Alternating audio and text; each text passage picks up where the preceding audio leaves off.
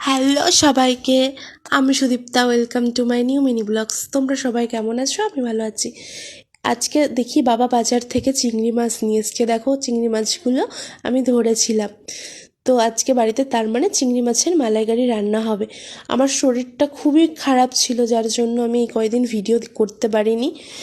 তো আজকে দেখলাম চিংড়ি মাছ নিয়ে এসছে, তো ভাবলাম মালাইকারির ভিডিওটা করি।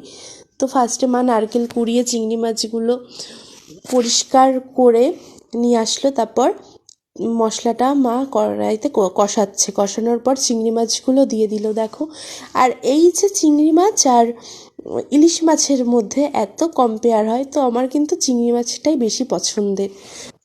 তারপর দেখো মা কড়াইতে পোস্ত, চালমগজ বাটা আর মেন যেটা নারকেল বাটা বা নারকেলের দুধ, এই দুটোই আমাদের বাড়িতে দেয়া হয়েছিল। এটা দিলেই চিংড়ি মাছের মালাইকারিটা খেতে খুবই টেস্টি লাগে।